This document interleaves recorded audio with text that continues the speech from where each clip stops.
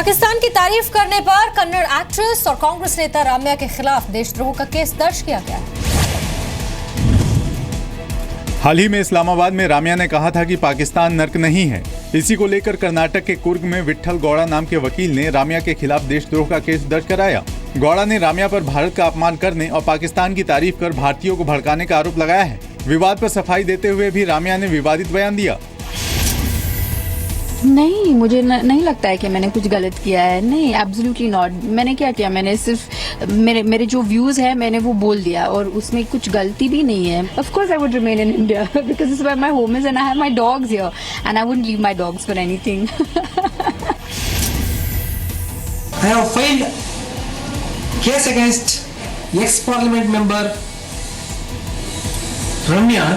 The honorable court has registered the case and posted to 27th of this month for hearing. Karnataka के कांग्रेस नेताओं ने राम्या का बचाव किया। बीजेपी ने कहा कि पाकिस्तान के लिए कांग्रेस का प्यार नई बात नहीं है। BJP people are trying to use this nationalism as a political tool, which is very unfortunate. Love for Pakistan by the several Congress leaders is not new to our nation. Ramya 16 से 18 अगस्त तक इस्लामाबाद में सार्क युवा सांसद सम्मेलन में हिस्सा लेने गई थी। वहां राम्या ने कहा था, नर्क से पाकिस्तान की तुलना गलत है, पाकिस्तान ऐसा नहीं है। रेवाड़ी में तिरंगा यात्रा के दौरान रक्षा मंत्री मनोहर पर्रिकर ने कहा था कि पाकिस्तान जाना नर्क जाने जैसा है। राम्या मांड्या से 2013 में कांग्रेस के टिकट पर लोकसभा उपचुनाव जीती थी। 2014 में आम चुनाव हार गई। पूरे कर्नाटक में एबीवीपी और बीजेपी ने राम्या को एंटी नेशनल बताते हुए विरोध प्रदर्शन भी किए। देश के 5 राज्य बाढ़ से बेहाल हैं। सबसे ज्यादा खराब हालात उत्तर प्रदेश और बिहार में हैं। सीएम नीतीश कुमार ने आज प्रधानमंत्री मोदी से मुलाकात की। नीतीश और पीएम मोदी की मुलाकात में बिहार में बाढ़ से निपटने के लिए किए गए इंतजामों पर बात हुई। पीएम ने हर मुमकिन मदद का भरोसा दिया। बिहार में सबसे ज्यादा खराब हाल पटना, वैशाली, भोजपुर, बेगूसराय और मुंगेर समेत कई इलाकों का है। राहत बचाव काम के लिए एनडीआरएफ और एसडीआरएफ की टीमों को तैनात किया गया है। कुल मिलाकर 17 टीमें हमारी एनडीआरएफ की टीमें उत्तर प्रदेश में काम कर रही है। वैशाली है, पुनपुन नदी का इलाका है, इन सब इलाकों में हम लोगों ने एनडीआरएफ ने इवैक्यूएशन शुरू किया है। बाढ़ की वजह से लाखों जिंदगी बेबस है। पटना भी पानी पानी हो गया है। अपार्टमेंट्स में स्विमिंग पूल आमतौर पे होता है, लेकिन ये मजबूरी का स्विमिंग पूल है। लोग फंसे हुए हैं जो गंगा में बाढ़ की स्थिति बनी हुई है। आज फिर से पानी का स्तर बढ़ा है, जिसकी वजह से ये अपार्टमेंट का जो निचला तल्ला है वो फिर से डूब चुका है। पटना में गंगा के गुस्से की वजह से नदी के किनारे रह रहे लोगों की मुश्किलें बढ़ गई हैं। इंसान ही नहीं, जानवर भी परेशान हैं। बाढ़ का पानी कम हो उसके बाद वो अपने घरों को जाएं। घर बार छोड़ के लोग सुरक्षित स्थान पे आए हैं, मवेशियों के साथ आए हैं, क्योंकि पशुधन एक तरीके से इनकी संपत्ति है और मुसीबत में ये पशुधन ही काम आती है। बिहार के 15 जिलों में बाढ़ के बाद हालात बेहद खराब हैं। बिहार में बाढ़ की वजह से अब तक 100 से ज्यादा लोगों की मौत हो चुकी है। बिहार में गंगा, सोन और पुनपुन समेत कई नदियां उफान पर हैं। एनडीआरएफ की टीम के साथ मोटर बोट पर वीआईपी मूवमेंट पर रोक लगा दी गई है। रविवार को बिहार के मुख्यमंत्री नीतीश कुमार ने बिहार में बाढ़ के हालात के लिए केंद्र सरकार को जिम्मेदार बताया था। बिहार में बाढ़ से लोग बेबस हैं। खाने पीने जैसी बुनियादी सुविधाओं की किल्लत है। ऐसे में आरजेडी अध्यक्ष लालू यादव ने जले पर नमक छिड़कने जैसा एक बयान दिया। लालू यादव पटना के पास दियारा में बाढ़ का जायजा लेने के लिए पहुंचे थे। बाढ़ पीड़ितों को राहत का इंतजार था, लेकिन मिला लालू यादव का मजाक। लालू ने कहा कि आप सब भाग्यशाली हैं कि आपके घर और चूल्हे तक गंगा पहुंच गई है। रोज बोलते थे एक हाथ नीचे अभी है, एक हाथ नीचे है। 5 साल से बाढ़ न आल है, दियरा में न चढ़ रही तो गंगा जी चढ़ गई तोरा दियरा में और तोरा चूल्हा में गईली। ये भाग्यशाली है, अब कम बात है। लालू के इस बयान का सीएम नीतीश कुमार और जेडीयू नेता केसी त्यागी ने बचाव किया। कहा, लालू ने मजाक नहीं उड़ाया, ये उनका अंदाज है। वो सब अलग किस्म की बात है, उनका बयान करने का अपना अंदाज है। अपने बेबाकपन के लिए और विनोदी स्वभाव के लिए भी वो जाने जाते हैं। उनकी टिप्पणी बाढ़ पर उपहास करने की नहीं, गंगा मैया के सम्मान करने की है। पटना के ग्रामीण इलाकों में बाढ़ का सबसे ज्यादा असर है। दीघा घाट, गांधी घाट, हाथीदह में गंगा नदी उफान पर है। पूरे बिहार में इस वक्त 33 लाख से ज्यादा लोग प्रभावित हैं। करीब 2000 घर पूरी तरह तबाह हो चुके हैं। 5000 घरों को नुकसान हुआ है। पश्चिम बंगाल, बिहार और यूपी में गंगा नदी भी खतरे के निशान से ऊपर बह रही है। उत्तर प्रदेश में भी बाढ़ ने जबरदस्त तबाही मचाई है। बाढ़ से बेहाल लोग खाने पीने की कमी से जूझ रहे हैं। उत्तर प्रदेश के इलाहाबाद, वाराणसी, चित्रकूट, बांदा समेत कई जिलों में बाढ़ ने जबरदस्त तबाही मचाई है। गंगा और यमुना खतरे के निशान से ऊपर निकल चुकी हैं। वाराणसी में 2 सेंटीमीटर प्रति घंटे की रफ्तार से पानी बढ़ रहा है। हालात ये हैं कि कई इलाकों में खाने पीने जैसी बुनियादी सुविधाओं की किल्लत हो गई है। वाराणसी में गंगा किनारे के कई घाटों की सीढ़ियां भी डूब गई हैं। करीब 3.5 लाख लोग इस समय प्रभावित हैं बाढ़ से, और गंगा, वरुणा और तमाम जो गंगा की सहायक नदियां हैं, चाहे वो यमुना हो, चाहे वो गोमती हो, इस समय उफान पर हैं। और इसकी वजह से करीब 6.5 लाख लोग पूर्वांचल में और 3.5 लाख लोग वाराणसी और आसपास के इलाके में बुरी तरह से बाढ़ से प्रभावित हैं। ये देखिए, ये महेश नगर कॉलोनी की स्थिति हम आपको दिखा रहे हैं। चित्रकूट के कनकोटा में यमुना नदी में 14 लोगों से भरी एक नाव पलट गई। 13 लोगों को बचा लिया गया, लेकिन एक महिला की जान चली गई। बाढ़ की वजह से भी इलाज के लिए लोगों को काफी मशक्कत करनी पड़ रही है। बांदा में एक गर्भवती महिला को नाव से अस्पताल ले जाया जा रहा था।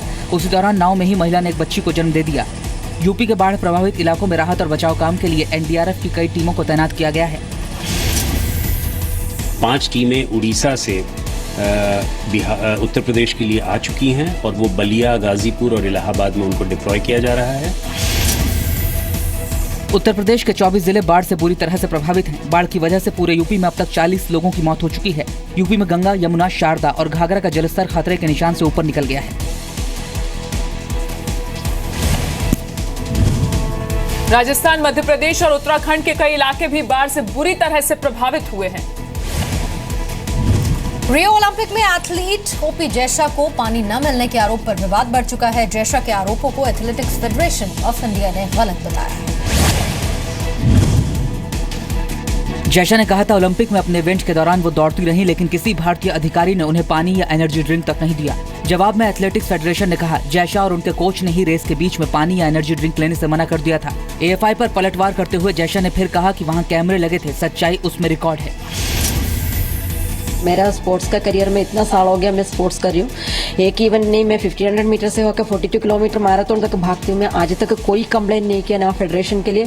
अभी भी ये लास्ट मूवमेंट तक मैं किसी को एक भी कंप्लेंट नहीं किया। रियलिटी मैं शो कर सकता, क्योंकि हर जगह में कैमरा है। आजकल हर जगह कैमरा है, कैमरा सबको आंसर बोलेगा। जैशा के साथ रेस में हिस्सा लेने वाली टुंगर कविता ने कहा कि उनके साथ ऐसा नहीं हुआ था। एथलेटिक फेडरेशन ने हम लोगों को शाम को असेंबली में बोला गया था कि तुम लोगों का कोई पर्सनल ड्रिंक है क्या, तो तुम लोगों के लिए बोतल प्रोवाइड किया है, तो उसमें आप लोग दे दो। तो मैंने मना किया। मैं मेरा बोलूँगी, क्योंकि मैंने मना किया। मेरे को इससे पहले आदत नहीं है इसके लिए।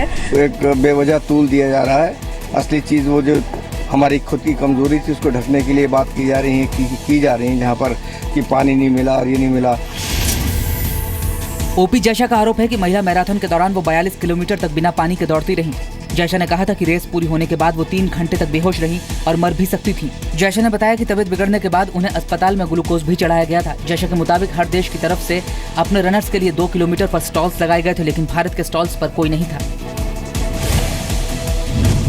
एथलेटिक्स फेडरेशन ऑफ इंडिया ने बताया कि साल 2015 में भी विश्व चैंपियनशिप के दौरान जैशा ने एनर्जी ड्रिंक्स लेने से मना कर दिया।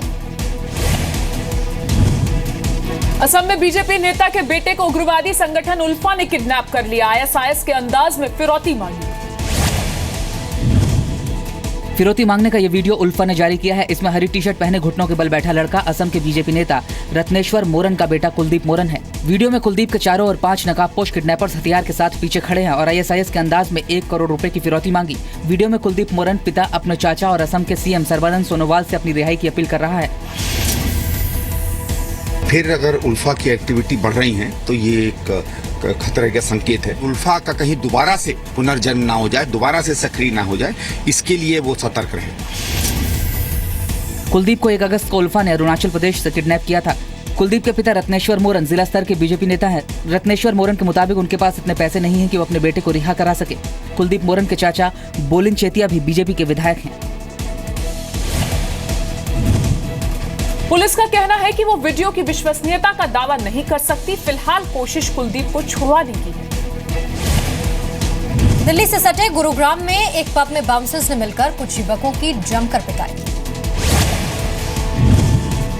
तस्वीर जेएमडी मॉल के पास बने क्लब की है, जहां कुछ बाउंसर्स ने मिलकर कुछ युवकों को बुरी तरह पीट दिया। बाउंसर्स ने इन लड़कों पर जमकर लात घूंसे बरसाए। इस दौरान जब पिटाई का शिकार हुए युवक के साथियों ने बीच बचाव करने की कोशिश की तो बाउंसर्स ने उन्हें भी पीटा। मारपीट की वारदात पब में लगे सीसीटीवी में रिकॉर्ड हो गई। पीड़ित युवकों ने पब मैनेजमेंट के खिलाफ पुलिस में शिकायत दर्ज करवाई। पुलिस ने पब के मालिक, प्रबंधक और बाउंसर्स के खिलाफ केस दर्ज कर 4 लोगों को गिरफ्तार किया है। 4 लड़कों को गिरफ्तार कर लिया गया है और अभी तफ्तीश चल रही है। एक उसमें बाउंसर है और बाकी उनके स्टाफ के हैं। क्लब में मारपीट की वारदात 19 अगस्त की बताई जा रही है। पब के मैनेजर का आरोप है कि सभी लड़के नशे में बुरी तरह से धुत थे। पब मैनेजमेंट के मुताबिक जिन लड़कों को पीटा गया वो लड़कियों से छेड़छाड़ कर रहे थे। पिटाई का शिकार हुए सभी युवक हरियाणा के जींद के रहने वाले हैं। मारपीट की वारदात के बाद पब का मालिक अभी तक फरार है। यूपी में बुलंदशहर पुलिस लाइन में एक सिपाही ने अपने साथी कांस्टेबल की गोली मारकर हत्या कर दी। इसके बाद खुद भी सुसाइड कर लिया। वारदात रात करीब 9 बजे की है। सौरभ त्यागी नाम के कांस्टेबल ने अपनी सर्विस राइफल से अपने साथियों पर 3 राउंड फायरिंग की। इस फायरिंग में कांस्टेबल के साथी मनोज यादव की मौत हो गई। सिपाही चंद्रपाल और दरोगा मनवीर घायल हो गए। अपने साथियों पर फायरिंग के बाद कांस्टेबल सौरभ त्यागी ने खुद को भी गोली मार ली। वारदात की खबर मिलते ही मेरठ जोन के आईजी समेत पुलिस के तमाम बड़े अधिकारी मौके पर पहुंच गए। सडनली बिना किसी प्रोवोकेशन के इसने अपनी राइफल से, जो हम बनाते हैं मोर्चा, वहाँ से इसने फायर किया और 3 राउंड फायर किया, जिसमें 2 व्यक्तियों को, मनोज को और मनवीर को, इनको गोली लगी, जिसमें मनोज की मौके पे ही मृत्यु हो गई। उसके उपरांत जब इसे संभालने के लिए और इसे समझाने के लिए एक और HCP वहाँ पहुँचे, उनको भी इसने गोली मार दी और फिर अपनी राइफल लेकर 303 परेड ग्राउंड की तरफ चला गया और लगातार एक ही बात चिल्लाता रहा कि मैं दूसरा मिल्खा सिंह